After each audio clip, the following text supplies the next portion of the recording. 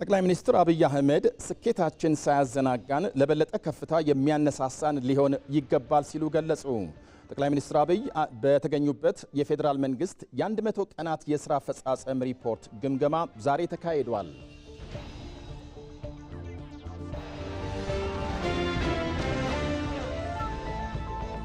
በአማራ ክልል የተካሄደው የምክክር ሂደት በፈተናዎች ውስጥ አልፎ ስኬታማ መሆኑን የኢትዮጵያም ሀገራዊ ምክክር ኮሚሽን ገለጸ።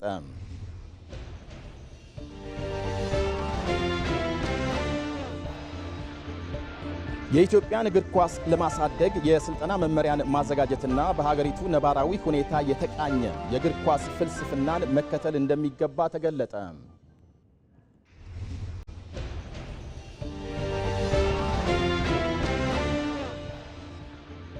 ሲጠበቅ የነበረው የኢራንና አሜሪካም የኒውክሌር ፕሮግራም ውይይት በኦማን ተጀመረ።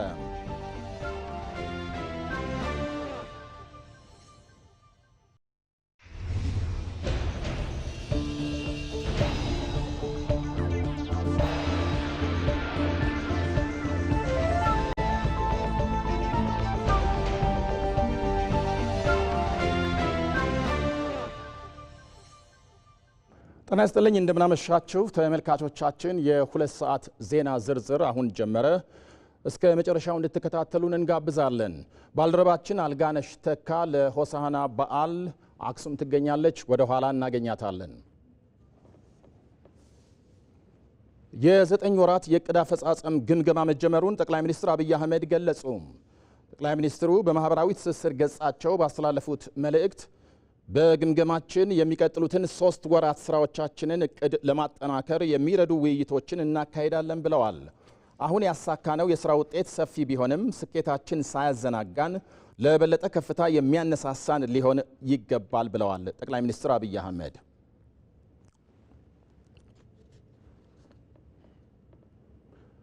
ጠቅላይ ሚኒስትር አብይ አህመድ በተገኙበት የፌዴራል መንግስት የ100 ቀናት የሥራ አፈጻጸም ተገምግሟል። በዚሁ ጊዜ ጠቅላይ ሚኒስትር አብይ አህመድ ያስተላለፉትን መልእክት ተከታትለን እንመለሳለን።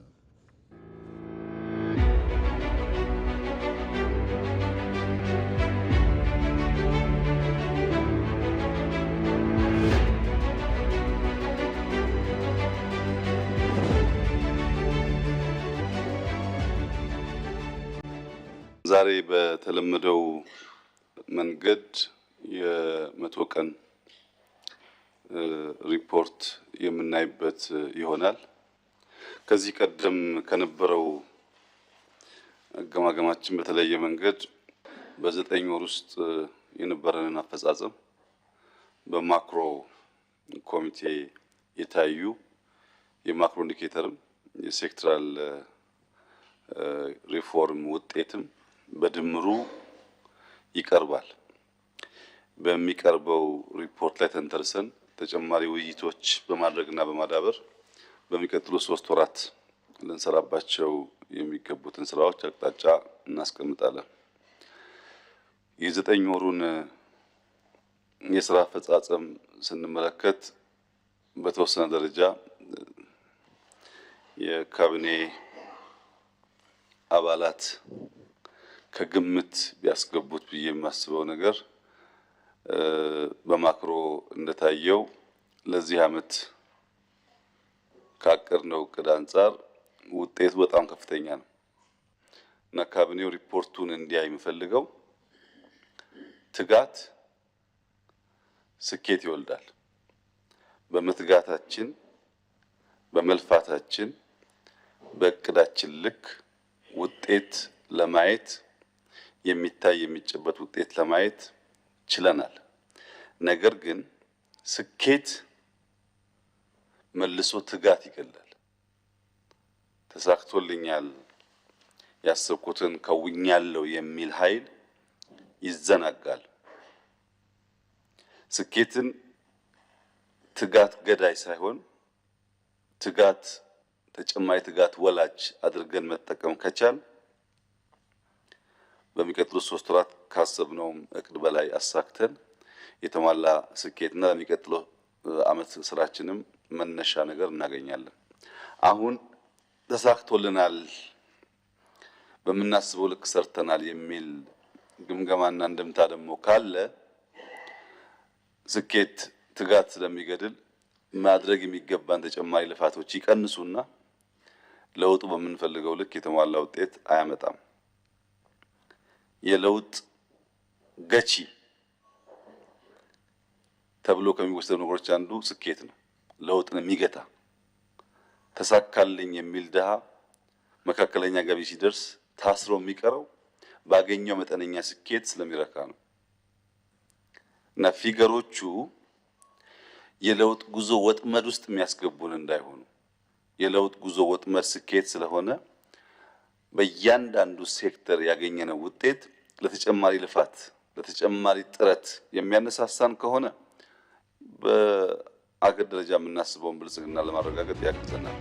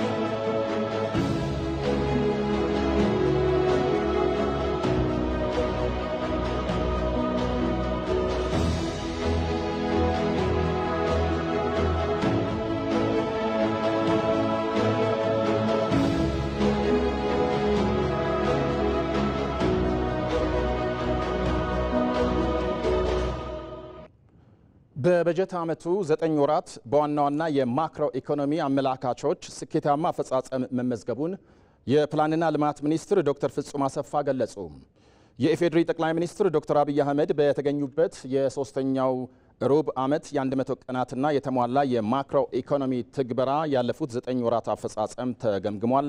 ለዝርዝሩ ሮዛ መኮንን። የ2017 በጀት ዓመት ሶስተኛው ሩብ ዓመት የ100 ቀናት አፈጻጸምና የተሟላ የማክሮ ኢኮኖሚ ትግበራ ያለፉት 9 ወራት አፈጻጸም የኢፌዴሪ ጠቅላይ ሚኒስትር ዶክተር አብይ አህመድ በተገኙበት ተገምግሟል። በመድረኩም የፕላንና ልማት ሚኒስትር ዶክተር ፍጹም አሰፋ የማክሮ ኢኮኖሚና የዘርፎች አፈጻጸም ሪፖርትን አቅርበዋል።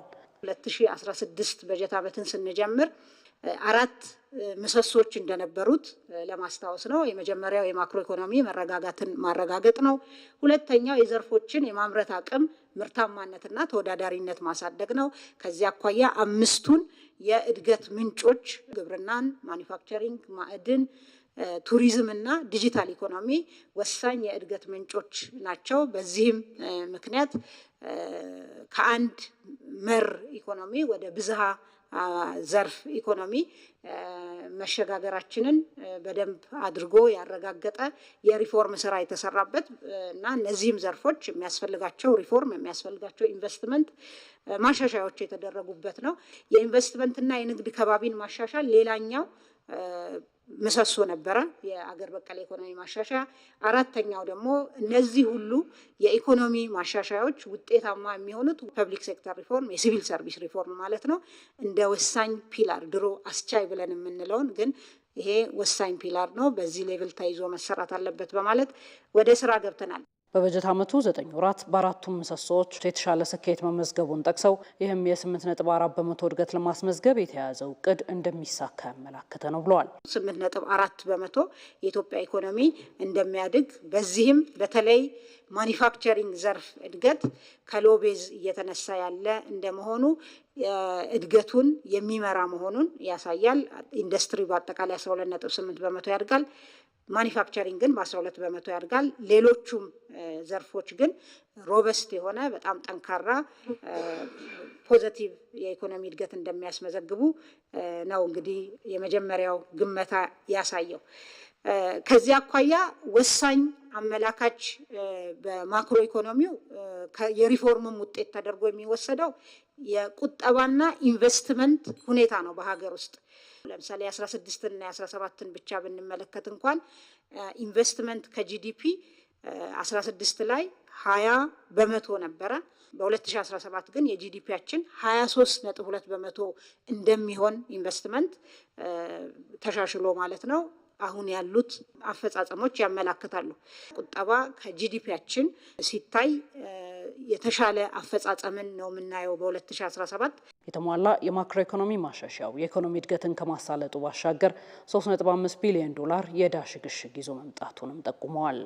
የሪፎርም ውጤት የሆነና ወሳኝ የማክሮ ኢኮኖሚ ጤንነት አመላካች የብድር ሁኔታ ነው። የዕዳ ሁኔታ ከጂዲፒያችን ከኢኮኖሚያችን አኳያ እንደምታውቁት ይሄ የአገር በቀል ኢኮኖሚ ሪፎርማችንን ለመደገፍ ከኛ ጋር ለመስራት ፈቃደኛ የሆኑ ዓለም አቀፍ ተቋማት አገራት ጋር በተደረገ ትብብር የዕዳ ሽግሽግ በዚህ ሪፎርም ምክንያት በከፍተኛ ሁኔታ ተጠቃሚ መሆን ተችሏል።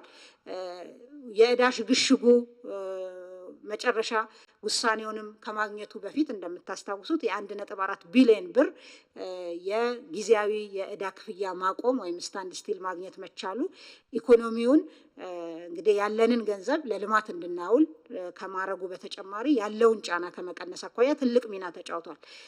ይሄ ሪፎርም የ3.5 ቢሊዮን ዕዳ ሽግሽግ አብሮ ይዞ የመጣ ነው። በሸቀጦችና አገልግሎት ወጪ ንግድ የተሻለ አፈጻጸም መኖሩን ያብራሩት ዶክተር ፍጹም በሪፎርም ስራው በዕዳ ውስጥ የነበሩ የመንግስት የልማት ድርጅቶች በኢትዮጵያ ኢንቨስትመንት ሆልዲንግ ስራ ወደ ትርፋማነት መሸጋገራቸውንም ተናግረዋል። ባለፉት 9 ወራት መንግስት ምንም አይነት ብድር ከብሔራዊ ባንክ አለመውሰዱን የጠቀሱት ሚኒስትሯ የዋጋ ንረቱን ለማረጋጋት ትልቅ ፋይዳ እንደነበረው አብራርተዋል። በሌላ በኩል መንግስት የኑሮ ውድነቱ በዜጎች ላይ ጫና እንዳያሳድር ሴፍትኔትን ጨምሮ ለመሰረታዊ ፍጆታዎች የሚያደርገውን ድጎማ አጠናክሮ መቀጠሉንም አንስተዋል። በአጠቃላይ ወደ 211 ቢሊዮን ብር ድጎማ በ9 ወሩ ተሰጥቷል። ለምን ተሰጠ የሚለውን ለማንሳት ለሴፍቲኔት በአመቱ ከተያዘው ውስጥ 41 ቢሊዮን ለሴፍቲኔት በተለይ በሪፎርሙ ምክንያት ተጋላጭ የሆኑ ዜጎቻችን በሚመጣው የአጭር ጊዜ ተጽዕኖ ወደ ከፋ ችግር ውስጥ እንዳይገቡ ለማድረግ የተደረገ ነው። ለማዳበሪያ ወደ 62 ቢሊዮን 84 ቢሊዮን ነው ለአመቱ የተያዘው። ከእያንዳንዱ ኩንታል ማዳበሪያ ውስጥ 3700 የኢትዮጵያ ብር እየተደጎመ ነው ማለት ነው አርሶ አደሩ። ለመድኃኒት በለውጡ ምክንያት የሚመጣውን በመድኃኒት ዋጋ ላይ ጫና ለመቀነስ እስካሁን ድረስ 3.5 ቢሊዮን ብር ድጎማ ተደርጓል። ዘይት ወደ 6 ቢሊዮን ብር ተደርጓል። ደሞዝ ወደ 38፣ ነዳጅ በትሬጀሪ በኩል 60 ቢሊዮን በነዳጅ ድርጅቱ በኩል ያለውን 40 ስንጨምር 100 ቢሊዮን ብር በ9 ወሩ ብቻ ለነዳጅ ድጎማ አድርገናል ማለት ነው። በበጀት ዓመቱ 9 ወራት በአጠቃላይ ለ3.3 ሚሊዮን ዜጎች የስራ ዕድል መፈጠሩን ያነሱት ሚኒስትሯ ከዚህ ውስጥ 344 ሺህ በላይ የሚሆነው የውጭ ሀገራት የስራ ስምሪት መሆኑን ጠቁመዋል። በአማራ ክልል የተካሄደው የምክክር ሂደት በፈተናዎች ውስጥ አልፎ ስኬታማ መሆኑን የኢትዮጵያ ሀገራዊ ምክክር ኮሚሽን ገለጸ። በክልሉ ሲካሄድ የቆየው ምክክር ተጠናቆ አጀንዳ የማስረከብ ስነ ስርዓት ተከናውኗል። ለዝርዝሩ ሩት ወርቁ። በአማራ ክልል የምክክር አጀንዳ ማሰባሰብ ምዕራፍ ማጠቃለያና የምክክር አጀንዳ ርክክብ ስነ ስርዓት ተካሂዷል። በክልሉ ከመጋቢት 27 ቀን 2017 ዓ.ም ጀምሮ የምክክር አጀንዳ ማሰባሰብ በሁለት ምዕራፎች ሲካሄድ ቆይቷል። በአማራ ክልል የተካሄደው የአጀንዳ ማሰባሰብ የምክክር ምዕራፍ በብዙ ፈተናዎች ውስጥ አልፎ ስኬታማ መሆኑን የኢትዮጵያ ሀገራዊ ምክክር ኮሚሽን ኮሚሽነር መላኩ ወልደማርያም ገልጸዋል። ብዙ ውጣ ውረዶችን አልፈን ያሳካነው በመሆኑ በብዙ መልክ ታሪካዊ የምክክር ሂደት እንደሆነ ኮሚሽኑ ያሰምርበታል። ገና ከተሳታፊዎች ልየታ ጀምረን ወደ አማራ ክልል ስንገባ የምክክሩን ሂደት ምክንያታዊ ባልሆነ ሁኔታ የሚነቅፉ ደግሞ ሲተቹን፣ ደጉ የአማራ ሕዝብ ግን እቅፍ ድግፍ አድርጎ ለዚህ ቀን ለዚህ ስኬት ከእግዚአብሔር ጋር አብቅቶናል። በዚህ አጋጣሚ በአራቱም የክልሉ ማዕዘናት የሚገኘውን የአማራን ሕዝብ በኮሚሽኑ ስም ዝቅ ብዬ እንዳመሰግን ይፈቀድልኝ። በምክክሩ ከክልሉ አልፈው ሀገራዊ አንድነትን ለማጽናት የሚረዱ አጀንዳዎች እንደተነሱ ኮሚሽነሩ አንስተዋል። በቆይታችን የሁሉም የአማራ ሕዝብ ጉዳዮች ናቸው የሚባሉ አጀንዳዎች ሲነሱ ተከታትለናል። ከክልላችሁ አልፎ ሀገር እንደ ሀገር እንድትቀጥል ጉልህ ሚና የሚኖራቸውን አጀንዳዎች እንደለያችሁም የኮሚሽኑ ባልደረቦች የአይን ምስክሮች ነን። እኛም ዛሬ ያስረከባችሁንን አጀንዳዎች ወደ ኮሚሽኑ ምክር ቤት በማቅረብ ከሌሎች ወንድሞቻችሁና እህቶቻችሁ አጀንዳዎች ጋር ተጣምረው ለቀረጻ እንዲቀርቡ አደራውን እንደተረከብናችሁ ለማረጋገጥ እወዳለሁ። የተነሱ የምክክር አጀንዳዎች ግባቸውን እንዲያሳኩ ኮሚሽኑ ይሰራል ያሉት ኮሚሽነሩ ለዚህም ሁሉም ማህበረሰብ የበኩሉን እንዲወጣ ጥሪ አቅርበዋል። አጀንዳዎችን ለይቶ ለኮሚሽኑ ማስረከብ ብቻ ግን የጀመርነው ጉዞ የመጨረሻ ግብ አይደለም። በመሆኑ ኮሚሽኑ በአዋጅ በተሰጠው ስልጣንና ኃላፊነት መሰረት የቀረቡ አጀንዳዎች ተፈጽመው ሕዝባችን የራቀው አንድነት፣ ሰላምና አብሮነት እውን ይሆን ዘንድ አስፈላጊውን ሁሉ እንደሚያደርግ እያረጋገጥኩላችሁ እናንተም ከኮሚሽኑ ጎን በመሆን ለአፈጻጸሙ የሚጠበቅባችሁን ሁሉ ድጋፍ እንድታደርጉ በዚህ አጋጣሚ ጥሪ ማቅረብ ወዳለሁ። ከአማራ ክልል በሀገር አቀፍ ደረጃ ለሚከናወነው ምክክር የሚሳተፉ ተወካዮችም ተመርጠዋል። ተመልካቾቻችን እዚሁ ጉዳይ ላይ እንቆያለን። በአማራ ክልል ሲካሄድ የቆየው የአጀንዳ ማሰባሰብና የተሳታፊዎች ልየታ ምዕራፍ በዛሬው ዕለት ተጠናቋል። ውይይቱ ምን አንደምታ እንደነበረው ልንጠይቅ ከባህር ዳር በቀጥታ መስመራችን ላይ ኮሚሽነር ዶክተር ዮናስ አዳዬን አግኝተናቸዋል። ዶክተር እንደምናመሹ፣ በቅድሚያ ለዘውትር ትብብሮ አመሰግናለሁ። በአማራ ክልል የነበረው ይሄ ምክክር ከመጀመሪያው አሁን ዛሬ እስከ ተጠናቀቀበት ጊዜ ድረስ ምን አይነት መልክ ነበረው? በዚህ ብንጀምር። አመሰግናለሁ በላይ።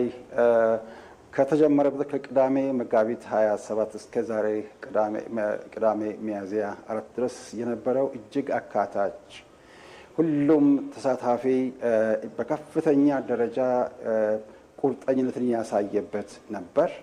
እጅግ መከባበር የሰፈነበት፣ መደማመጥ የሰፈነበረበት፣ የኢትዮጵያን መሰረታዊ ችግሮችን መቅረፍ በሚችል መንገድ ከፍተኛ መደማመጥ የነበረበት ነበር። ከሁሉም በላይ ደግሞ እንደሚታወቀው በላይ አማራ ክልል ግጭት ክልል ነው፣ አትሰሩበትም፣ አትገቡበትም እየተባልን ሲባል የነበረ፣ ህዝቡም አይወያይም አይመካከርም ሲባል የነበረ፣ ነገር ግን በተገላብጦሽ ህዝባችን በነቂስ ወጥተው ያላቸውን ቁርጠኝነት ያሳዩበት ነበረ። ከሁሉም በላይ ደግሞ ሰላምን በሰላማዊ መንገድ ማምጣት ምን እንደሆነ ኢትዮጵያን የሚያዋጣት በተለይም ለአማራው ክልል ግጭቶች መሰረታዊ መፍትሄ ራሱ ምክክር መሆኑን ያሳይበት ነበር። ምናልባት በላይ ለአንተ በጣም እንዲመች ለአድማጭ ተመልካችም ለመከታተል እንዲመቻቸው ከቅዳሜ እስከ ሮብ የነበረው የማህበረሰብ ተሳትፎ ነበረ። ከሐሙስ ደግሞ እስከ ዛሬው ዕለት እስከ ቅዳሜ ድረስ የነበረው ደግሞ የባለድርሻ አካላት ነበረ።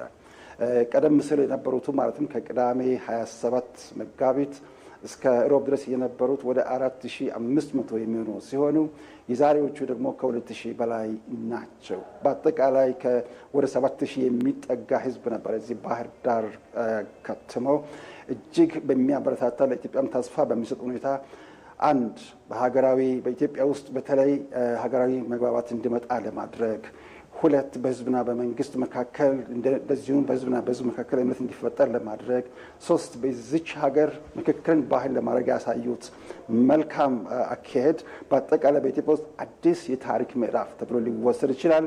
ከዚህም የተነሳኛም ሶስተኛው አድዋ ብለን ነው የጠራ ነው። በላይ ተወያዮች አሁን በክልሉ ብሎም በሀገር ደረጃ የነበሩ ችግሮችን ያነሱበት መንገድ ምን ያህል ነፃና ዲሞክራሲያዊ ነበር?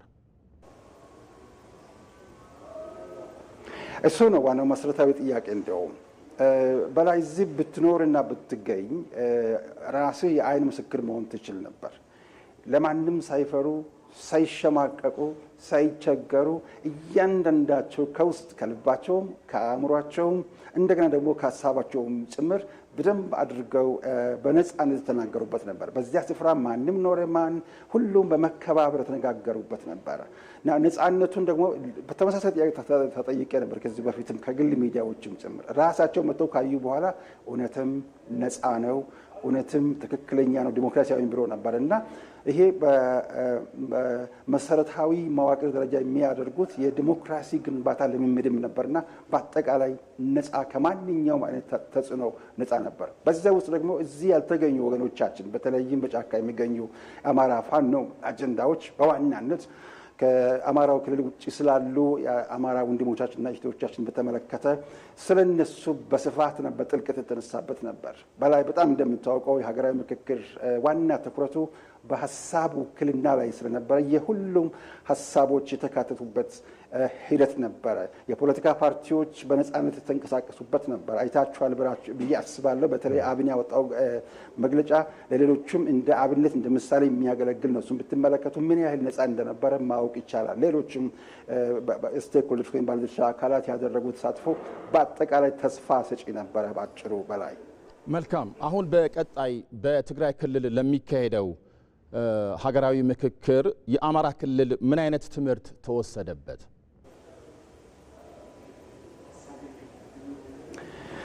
በጣም አመሰግናለሁ። በተለይ ከአማራ ክልል ወደ ትግራይ ሊሻገሩ የሚችሉ ታላላቅ ልምዶች አሉ።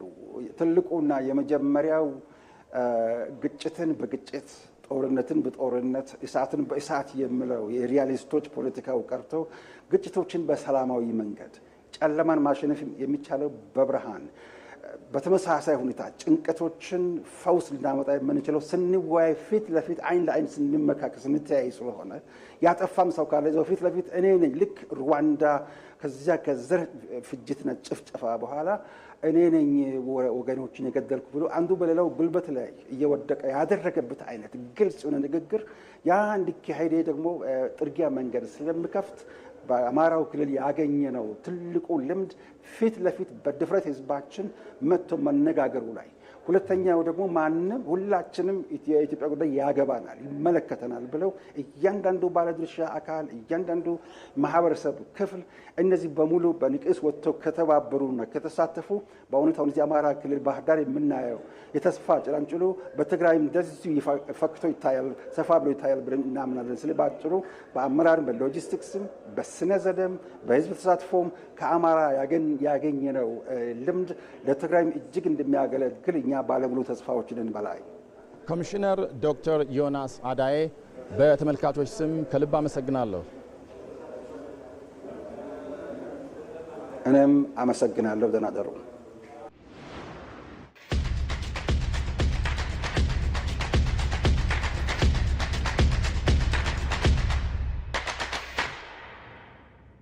የመቄዶንያ የአረጋውያንና የአእምሮ ህሙማን መርጃ ማዕከል ምልክት የነበረው ወጣት ጌዲዮን ሙላቱ ከዚህ ዓለም በሞት ተለይቷል። ይህንኑ የተመለከተን መረጃ ካፍታ በኋላ እናጋራችኋለን። የአብይ ጾም የመጨረሻው ሳምንት የሆነው የሆሳዕና በዓል ዋዜማ በርዕሰ አድባራት ወገዳማት አክሱም ጽዮን ማርያም ቤተ ክርስቲያን በድምቀት እየተከበረ ነው። ሆሳዕና ጌታ ሆይ አሁን አድን የሚል ትርጓሜ በኢትዮጵያ ኦርቶዶክስ ተዋሕዶ እምነት ተከታዮች ዘንድ እንዳለው መምህራን ይገልጻሉ።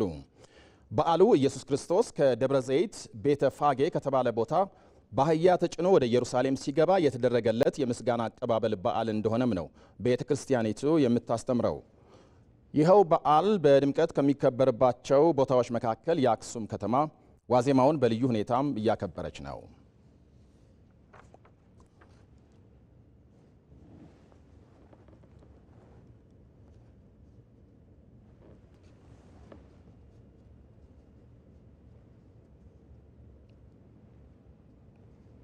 ተመልካቾቻችን ባልደረባችን አልጋነሽ ተካ ከአክሱም ጽዮን በቀጥታ መስመር ላይ ትገኛለች። አልጋነሽ እንደምናመሸሽ።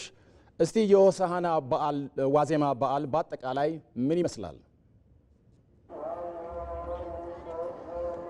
አመሰግናለሁኝ በላይ። እንደምናመሻችሁ የተከበራችሁ ተመልካቾቻችን፣ አሁን የሚገኘው አክሱም ከተማ ርዕሰ አድባራት ወገዳማት አክሱም ጽዮን ማርያም ቤተክርስቲያን ውስጥ ነው የሚገኘው።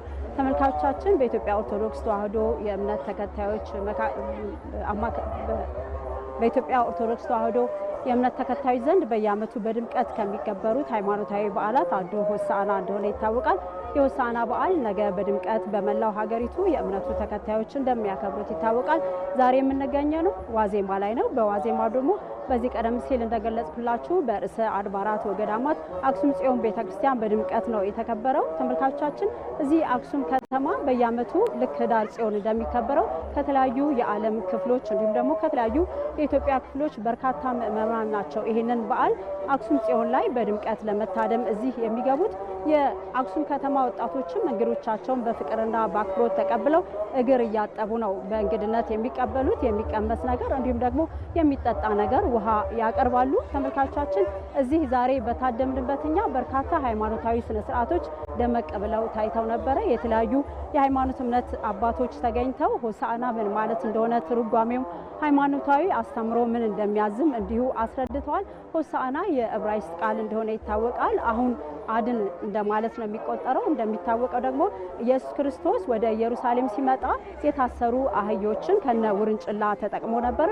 ያን በፈረስ መሄድ ይችላል፣ በሌሎች እንስሳቶችን መጓዝ ይችል ነበር። ነገር ግን ትህትናን ለማሳየት በሚል ነው። ትህትና ለሰው ልጆች ሰላም፣ አክብሮትን እንደሚያስፈልግ ለማሳየት በሚል ነው በአህያ ውርንጭላ ላይ ተቀምጦ ወደ ኢየሩሳሌም የገባው። እንደሚታወቀው በአህያ ውርንጭላ ሲመጣ በርካታ ምዕመናን የዘንባባ ዝንጣፊ በመያዝ ልብሳቸውንም እያነጠፉ ነበር በክብር የተቀበሉት። ያንን ለማስታወሻነት የሚያይ የዚህ የአክሱም ከተማ ምዕመናንም እንዲሁ ይህንን ትርኢት ቀይ ምንጣፍ በማንጠፍ አህዮችን እንደዚሁ የተለያዩ አልባሳትን በማልበስ እንዲሁ ሃይማኖታዊ ስርዓቱ በድምቀት የተካሄደበት ሁኔታ ታዝበናል። እንዲሁም ደግሞ ቄሮስ ሜሮስ ክብር ለንጉስ በሚል የህፃናት እና ታዳጊዎች እንዲሁ የክብር ምስጋና ውዳሴ አሰምተው ነበር። እንዲሁም ደግሞ እንደሚታወቀው ቅዱስ ያሬድ የተቀኘው ዜማ እንዲሁ በሰንበት እምነት ተከታዮች እነሱ በወረብ መልክ እዚህ አቅርበው ነበረ። የሃይማኖት አባቶች ያስተላልፉት መልእክት ለሀገር ሰላም ያስፈልጋል፣ ይህንኑም ኢየሱስ ክርስቶስም አሳይቶናል፣ የሰላም ንጉስ በመሆኑ ይህንኑ አጠናክረን መሄድ አለብን የሚል መልእክታቸውን አስተላልፏል። በዚህ በርዕሰ አድባራት ወገዳማት አክሱም ቤተክርስቲያን በርካታ ምዕመናን ናቸው የሚመጡት። እንደምታዩት አሁንም ስነ ስርዓቱ እስከ ሌሊቱ ነገ ሆሳዕና በድምቀት እስከሚጠናቀቅበት ድረስ በዚህ በደመቀ ሁኔታ ነው የሚከበረው። ከህፃናት እስከ አዛውንት ድረስ እዚህ የተቀደሰ ስፍራ ላይ ተገኝተው የሻማና የጧፍ ስነ ስርዓቶችን እያካሄዱ ነው የሚገኙት። በኋላ ላይ ምሽት ላይ የተለያዩ ሃይማኖታዊ አስተምሮች ይተላለፋሉ። እንዲሁም ደግሞ በዝማሬና በቅዳሴ በርካታ ሃይማኖታዊ ስነ ስርዓቶች እንደሚካሄዱ ይታወቃል። የሆሳዕና በዓል እንደሚታወቀው እንግዲህ በርካታ ምዕመን ነው እዚህ የሚታደምበት። ወጣቶችም እንደዚሁ ሃይማኖቱን የጠበቀ ትውልድ ስናፈራ ለሀገር የሚጠቅም ለትውልድ የሚሆን አንድነትን የሚያጠናክር ምዕመናን ሃይማኖት አስተምሮ ያዛል። በዚህ ስነ ስርዓቱን በነገው ዕለት በደመቀ ሁኔታ ነው የሚካሄደው። ነገ የሚኖረውም እንዲሁ ሃይማኖታዊ ስነ ስርዓት አጠቃላይ ሆሳዕናና የሚያዛቸውን ሃይማኖቱ አስተምሮ የሚያዘውን በርካታ ስነ ስርዓቶችን እንታደማለን። ይህንንም ነገ በሚኖሩት የተለያዩ የዜና እወጃዎቻችን ወደ እናንተ ወደ ተከበራችሁ ተመልካቾቻችን የምናደርስ ይሆናል። ለአሁን ያለኝ መረጃ ይኸው ነው። አመሰግናለሁ። በላይ አልጋነሽ ተካ ከአክሱም ጽዮን አመሰግናለሁ።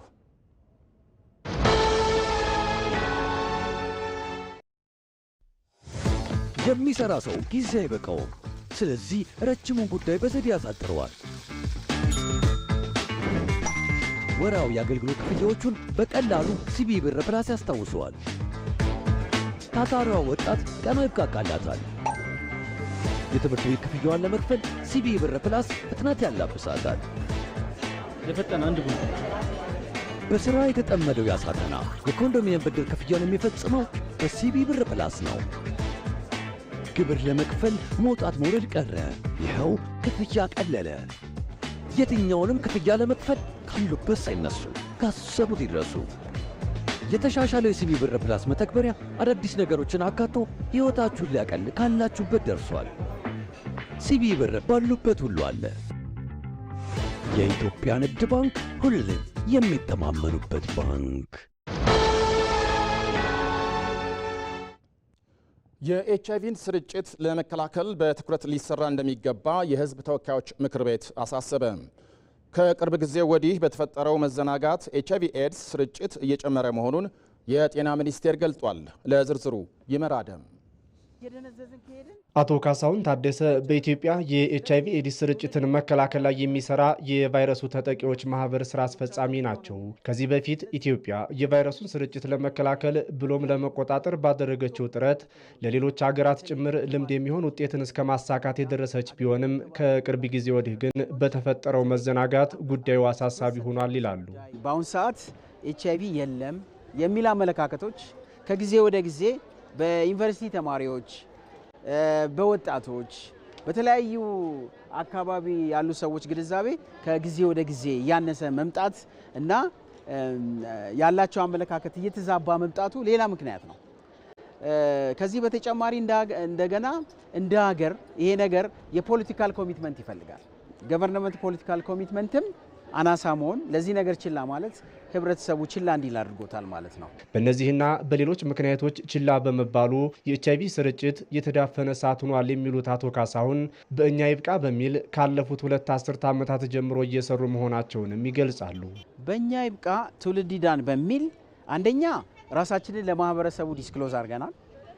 ዲስክሎዝ አድርገን ከኛ ብዙዎቹ እንዲማሩ በማድረግ በማስተማር በማሰልጠን እውቀት በመስጠት በማደራጀት መድበን እንዲያስተምሩ እያደረገን እንገኛለን። በኢትዮጵያ አሁን ላይ የማህበረሰቡ የጤና ችግር ሆኖ ስለዘለቀው የኤችአይቪ ኤድስ መከላከል ላይ የዳሰሳዊ ግኝቶች ዙሪያ በጤና ሚኒስቴር አዘጋጅነት የሕዝብ ተወካዮች ምክር ቤት የቋሚ ኮሚቴ ሰብሳቢዎችና አባላት ጋር ውይይት ተካሂዷል። በውይይቱም የኤችአይቪ ቫይረስ ስርጭት አሁንም ገዳይ በሽታ ሆኖ እያለ ከዚህ በፊት በተሰራው ስራ መርካት መዘናጋት እንዲፈጠር ማድረጉን በጤና ሚኒስቴር የኤችአይቪ ኤድስ መከላከልና መቆጣጠር መሪ ስራ አስፈጻሚ ፍቃዱ ያዴታ ተናግረዋል። መዘናጋቱ የመጣው ከሰክሰሱም መጥቷል። ችግር አይደለም እስከሚመስል ድረስ ማለት ነው።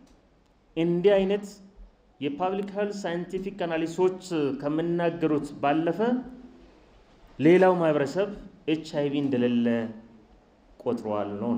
የጠፋ የመሰለው ግን ደግሞ አሳሳቢነት ደረጃ ላይ ስላለው ኤችአይቪ ኤድስ ጉዳይ ውይይት መደረጉ ትውልድን መታደግ በመሆኑ መከላከሉ ላይ ሁሉም ባለቤት ሆኖ ሊሰራ እንደሚገባ ተገልጿል። አሁን ተነጋግረን የምንጨርሰው አይደለም። እኛም እንደ ቋሚ ኮሚቴ ሌላውም ቢሆን እንደ ቋሚ ኮሚቴው ቁጭ ብሎ የሚያስብበት ነው። ስለዚህ ኤችአይቪ ሴክሬታሪያት ብቻውን ነጥላችሁ ማየት የለባችሁም። አቀናይታችሁ ከሌላው ጋር አብራችሁ ስሩ። ሴቶችና ማህበራዊ ጉዳይ ሚኒስትርም ጋር አብራችሁ ስሩ።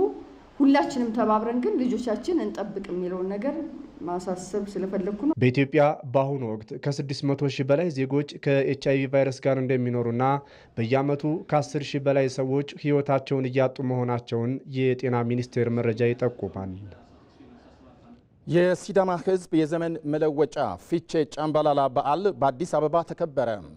በዓሉ በሕዝቦች መካከል አንድነትን የሚያጠናክርና ትስስርን የሚያጎለብት መሆኑ ተገልጧል። ለዝርዝሩ አባዲ ወይናይ። የሲዳማ ብሔር የዘመን መለወጫ በዓል የሆነው ፊቼ ጫምባላላ በአዲስ አበባ ተከብሯል። በዚህ በዓልም በአዲስ አበባ የሚኖሩ የብሔሩ ተወላጆች፣ ወንድም ሕዝቦች፣ የሀገር ሽማግሌዎች፣ ከፍተኛ የመንግስት የሥራ ኃላፊዎችና በርካታ የማህበረሰብ ተወካዮች ተገኝተዋል። በዩኔስኮ በማይዳሰስ ቅርስነት የተመዘገበው በዓሉ የሰላምና የእርቅ ተምሳሌ ተደርጎ ይቆጠራል። የአዲስ አበባ ምክር ቤት አፈ ጉባኤ ቡዘይን አልቃድር የፊቼ ጫምባላላ በዓልን ማጥናትና በአግባቡ ማልማት እንደሚያስፈልግ ነው የተናገሩት። ይህን የመሰሉ የህዝብ መገለጫ ባህሎች፣ ታሪኮችና የጋራ እሴቶቻችን ማጥናት፣ መሰነድ፣ ያሉንን ሀብቶች በአግባቡ ማልማት፣ ማስተዋወቅ፣ አገር በቀል እውቀቶችን በማስፋት ከትውልድ ወደ ትውልድ እንዲተላለፍ ማድረግ እንዲሁም ሁለንተናዊ ተጠቃሚነት ማረጋገጥ እጅግ አስፈላጊ ጉዳይ ነው። ለዚህም ከተማችን አዲስ አበባ እንደስከዛሬ ሁሉ አስፈላጊው ድጋፍ እንደምታደርግ በራሴና በከተማ አስተዳደሩ ስም ቃል ይገባሉ። የባህልና ስፖርት ሚኒስትር ዴኤታ ነብዩ ባዬ ፊቼ ጫምባላላ ለጠንካራ ሀገረ መንግስት ግንባታና ለአሰባሳቢ ትርክት ያለው አስተዋጽኦ ከፍተኛ መሆኑን ጠቅሰዋል። ፊቼ ጫምባላላ የእርቅ፣ የሰላም፣ የአብሮነት እና የወንድማማችነት እሴቶችን ከማጎልበት ባሻገር ለሀገር ግንባታ የወል ትርክትን ለመገንባት የሚኖረው ሚና ጉልህ በመሆኑ በሲዳማ ህዝብና በአካባቢው የሚገኙ ልዩ ልዩ ብሔረሰቦችን ፍትሃዊነትን፣ መልካም አስተዳደርን፣ ማህበራዊ ትስስርን፣ በሰላም አብሮ መኖርን የሚያጠናክሩ እሴቶችን የያዘ በዓል በመሆኑ ለልማቱ አብረን እንሰራለን። በአዲስ አበባ በምክትል ከንቲባ ማዕረግ የስራና ክህሎት ቢሮ ኃላፊ ጥራቱ በየነ በዓሉ የመቻቻልና የመከባበር መሆኑን ገልጸው ለመጪ ትውልድ በአግባቡ ማስተላለፍ ይገባል ሲሉ ተናግረዋል። እኛም ይህንን በዓል ለመጪው ትውልድ እሴቱ ሳይለቅ ሳይበረዝ ተጠብቆ እንዲሻገር የበኩላችንን ኃላፊነት ልንወጣ ይገባል። ፊቼ የዓለም ቅርስ እንዲሆን ካስቻሉት ብዙ ምክንያቶች መካከል በውስጡ የያዛቸው እንቁ እሴቶች ሲሆኑ እነሱም ፊቼ ሁሉን አቃፊ በዓል መሆኑ፣ ፊቼ የይቅርታና የአንድነት በዓል መሆኑ፣ ፊቼ ለተፈጥሮና ለእንስሳት እንክብካቤ የሚያደርግና መሰል እሴቶችን በመያዙ የዓለም ቅርስ እንዲሆን አስችሎታል። የበዓሉ ታዳሚዎች በበኩላቸው ፊቼ ጫምባላላ በአዲስ አበባ መከበሩ ከሌሎች ብሔረሰቦች ጋር ያለውን ግንኙነት ይበልጥ ለማሳደግ እንደሚያግዝ ጠቅሰዋል። ዛሬም በዚህ ስፍራ ብዙ ብሔር ብሔረሰቦች አክብረዋል።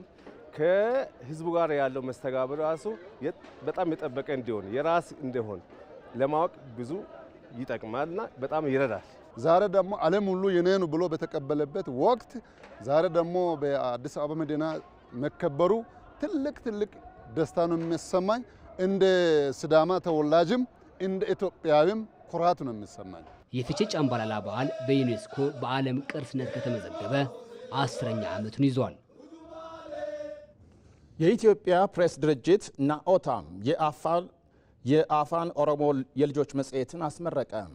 በመጽሔት ምርቃቱ ላይ በሕዝብ ተወካዮች ምክር ቤት ዲሞክራሲ ጉዳዮች ቋሚ ኮሚቴ ምክትል ሰብሳቢ አቶ አዝመራው አንደሞ፣ የብልጽግና ፓርቲ የሕዝብና ዓለም አቀፍ ጉዳዮች ዘርፍ አስተባባሪ ሚኒስትር ዶክተር ቢቂላ ሁሪሳ፣ የመንግስት ኮሚኒኬሽን አገልግሎት ሚኒስትር ዴኤታ አቶ ተስፋሁን ጎበዛይን ጨምሮ ሌሎች ከፍተኛ የመንግስት የሥራ ኃላፊዎች መርቀዋል። በሕዝብ ተወካዮች ምክር ቤት የዲሞክራሲ ጉዳዮች ቋሚ ኮሚቴ ምክትል ሰብሳቢ አቶ አዝመራው አንደሞ በምረቃ መርሃ ግብሩ ላይ የናኦታ መጽሔት የነገን ኢትዮጵያ ብልጽግና ጉዞ የሚያሳልጥ የመሰረት ድንጋይ ነው ብለዋል። የብልጽግና ፓርቲ የሕዝብ ዓለም አቀፍ ግንኙነት ዘርፍ ኃላፊ ሚኒስትር ዶክተር ቢቂላ ሁሪሳ በበኩላቸው ስለ ሀገሩ የሚገደው ትውልድ ለመገንባት ትክክለኛው መንገድ የነገው ትውልድ ላይ መስራት እንደሆነ ተናግረው ከታሪክና ከትርክት በሚመነጩ መዛነፎች ምክንያት ያለፈውን ትውልድ ማስተካከል አለመቻሉን አስታውሰዋል።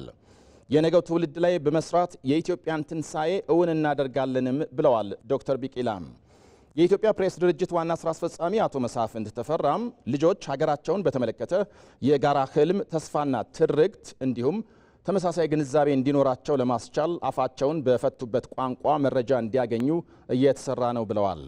የኢትዮጵያ ብሮድካስቲንግ ኮርፖሬሽን ዋና ስራ አስፈጻሚ አቶ ጌትነት ታደሰ ኢቢሲ በሁሉም ቻናሎቹ መጽሔቷን በማስተዋወቅና ተደራሽ እንድትሆን በማድረግ የበኩሉን ድርሻ እንደሚወጣ ገልጸው የስርጭት ተደራሽ እንዲሆን ኢቢሲ የ4 ሚሊዮን ብር ድጋፍ በተለያየ መልኩ እንደሚያደርግ ተናግረዋል።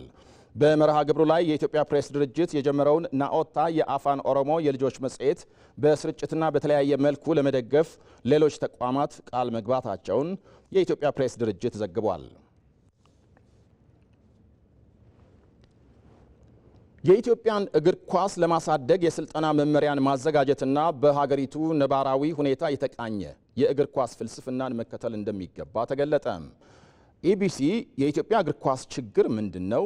አሸናፊ ብሔራዊ ቡድን እንዴት እንገንባ? በሚል ሐሳብ ላለፉት ወራት ሲያካሄድ የነበረው ውይይት ዛሬም ቀጥሎ ከአሰልጣኞች ጋር ተካሂዷል። ለዝርዝሩ መሰረት ተስፋዬ።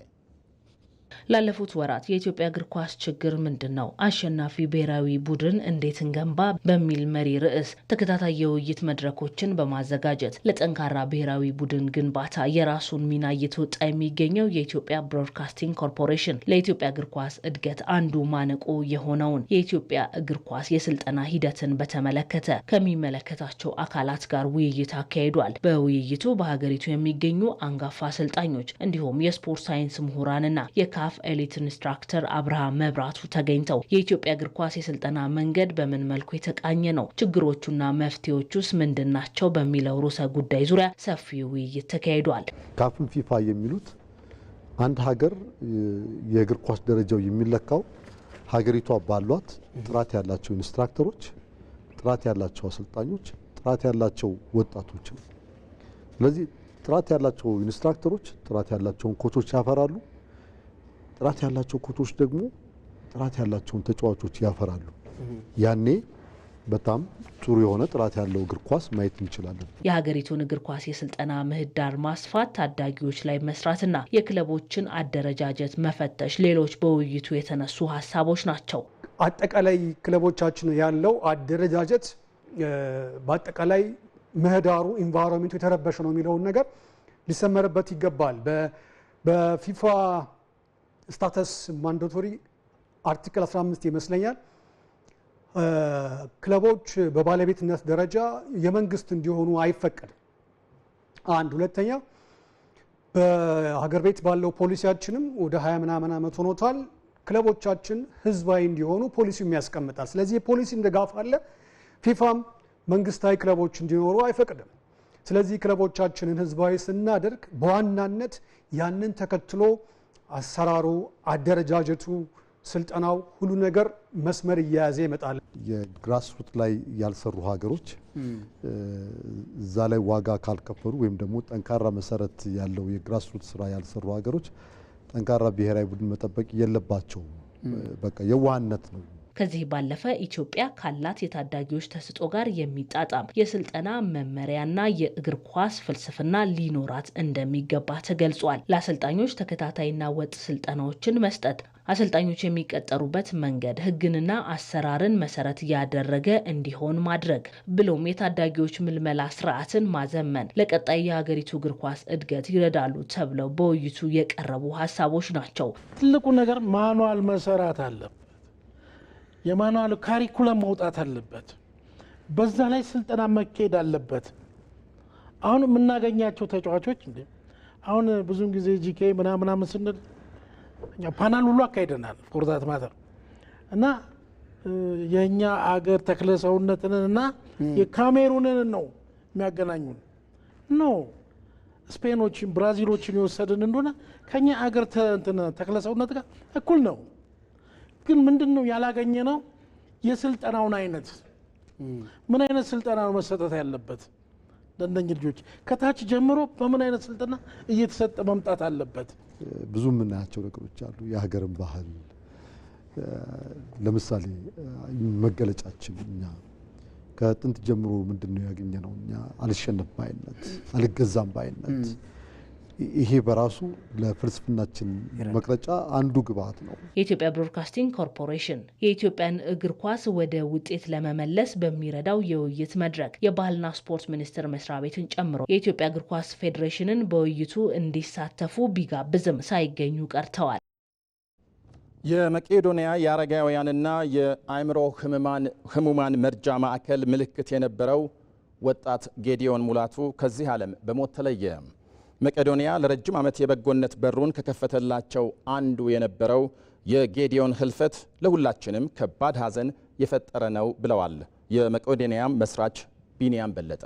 ለዝርዝሩ መሐመድ አልቃድር። እርሱ የመቄዶንያ ጎብኚዎች መካሪ ደግሞም ጠያቂ ነበር። ለምን አልመጣችሁም? ለምን አልጠየቃችሁንም? የእናንተ እዚህ መምጣት ለእኛ ብቻ ሳይሆን ለእናንተም የአእምሮ ረፍትን የሚሰጥ ነው ሲል በማይናገሩ ነገር ግን በቀላሉ መረዳት በሚቻላቸው አንደበቶቹ የመጣ የሄደውን በመልእክቱ የሚያንጽ ወጣት ነበር ጌዲዮን ሙላቱ። ለምን ጠፋሽ? ጠፋውኝ እንዴ? ውይ ይቅርታ አድርግልኝ። ጌዲዮን የመቄዶንያ የአረጋውያንና የአእምሮ ህሙማን መርጃ ማዕከል ለረጅም ዓመት የበጎነት በሩን ከከፈተላቸው አንዱ ነበር። ጌዲዮን በተቋሙ በጎብኚዎችና በረጂዎች ዘንድ ተወዳጅ ነበር። ወጣቱ ጌዲዮን ሙላቱ በዛሬው ዕለት ከዚህ ዓለም በሞት መለየቱን የመቄዶንያ መስራችና ዋና ስራ አስኪያጅ ቢንያም በለጠ ለኢቢሲ ገልጸዋል። ጠቅላይ ሚኒስትር አብይ አህመድን ጨምሮ መቄዶንያን የጎበኙ ከፍተኛ የመንግስት የሥራ ኃላፊዎችና ታዋቂ ግለሰቦች ወጣቱን ጌዲዮንን ሳያዩት አይመለሱም ነበር። ጌዲዮን የማዕከሉ ምልክት ተደርጎ የሚወሰድ ነበርና ይህን ማግኘቴ በጣም ደስ ብሎኛል። ብዙ ጊዜ የሚባክኑ ጊዜዎች አሉ። እንደዚህ አይነት እውነተኛ መታየት መጎብኘት ያለባቸው ሰዎች፣ ለመንፈስ እውነተኛ እርካታን ጉልበት የሚሰጡ ሰዎች ለማየት እድል ስላገኘው እግዚአብሔርን እጅግ አድርጌ አመሰግነዋለሁ። ዛሬ የመጣሁት ደግሞ ጌዲዮንን ለመንከባከብ ነው። በመቄዶንያ ቤተሰቦች በልዩ ሁኔታ የሚወደደው ጌዲዮን ለሙዚቃ ልዩ ፍቅር ነበረው። ገራገር እንዴት አረክልኝ የመውደድ ነገር ገራገር። ጌዲዮን ሙላቱ በ1980 በአዲስ አበባ በጎፋ አካባቢ ተወልዶ ያደገ ሲሆን በ1999 የ19 ዓመት ወጣት ሆኖ ባጋጠመው ድንገተኛ አደጋ በስትሮክ ምክንያት ከአንገቱ በታች ፓራላይዝ ሆኖ ሰውነቱን ማዘዝና በአንደበቱም መናገር አይችልም ነበር። ጌዲዮን በአክስቱ እንክብካቤ ከቆየ በኋላ በ2005 ወደ መቄዶንያ ማዕከል ገባ። ጌዲዮን በመቄዶንያ ልዩ እንክብካቤ የሚደረግለት ልዩ የመኝታ ክፍል ተሰጥቶትም በየዕለቱ የሕክምና ድጋፍ እየተሰጠው በደስታ ኖሯል። ለ12 ዓመት እንደ ቤተሰብ የኖርን ሰዎች ስለሆን ሐዘኑ ለሁላችንም ከባድ ነው ያለው ቢንያም በለጠ ማዕከሉን በጎበኙት አጋጣሚ ሁሉ ጌዲዮንን በአካል አግኝተው ለጠየቁትና በሚዲያም ለሚያውቁት ሁሉ መጽናናትን ተመኝቷል። ጌዲዮን በተለያዩ ትልልቅ ሆስፒታሎች የልብ ሕክምና ሲደረግለት የነበረ ሲሆን በዛሬው ዕለት ከረፋዱ 5 ሰዓት ላይ በሕክምና ላይ ያለ በ37 ዓመቱ ከዚህ ዓለም በሞት ተለይቷል። የጌዲዮን ሙላቱ ስርዓተ ቀብር በነገው ዕለት በአያት ጸበል መድኃኔ ዓለም እንደሚፈጸምም ተገልጿል። ለመቄዶንያ ቤተሰቦች እንዲሁም ወጣት ጌዲዮንን ለምታውቁ ሁሉ የኢትዮጵያ ብሮድካስቲንግ ኮርፖሬሽን መጽናናትን ይመኛል። ወደ ውጭ ዜና እናልፋለን። አሁን ሲጠበቅ የነበረው የኢራንና አሜሪካ የቴሄራን የኒውክሌር ፕሮግራም ውይይት በኦማን ተጀመረ። ከፈረንጆቹ 2018 ወዲህ ከፍተኛ የሀገራቱ ባለስልጣናት በቴሄራን ኒውክሌር ፕሮግራም ላይ መምከራቸውን አስመልክተው የኢራን ውጭ ጉዳይ ሚኒስትር አባስ አራግቺ ኢራን ፍትሐዊ ስምምነት እንደምትፈልግ ለሀገራቸው የቴሌቪዥን ጣቢያ ተናግረዋል። በ2018 ፕሬዝዳንት ትራምፕ ያስቆሙትን የኒውክሌር ስምምነት ለማስቀጠል ከወር በፊት በተባበሩት አረብ ኤሚሬቶች በኩል ለኢራን መንፈሳዊ መሪ ፍላጎታቸውን ገልጸው ነበር። ትራምፕ ስምምነት ካልተደረሰ ወታደራዊ አማራጭ እንደሚወስዱ መዛታቸው ይታወሳል። በኦማን የምክክር መድረክ የሁለቱ ሀገራት ተወካዮች በተለያዩ ክፍሎች ሆነው በኦማን ውጭ ጉዳይ ሚኒስትር አማካኝነት ንግግር አድርገዋል። ኢራንና አሜሪካም ተከታታይ ንግግሮችን ለማካሄድ ከስምምነት ደርሰዋል።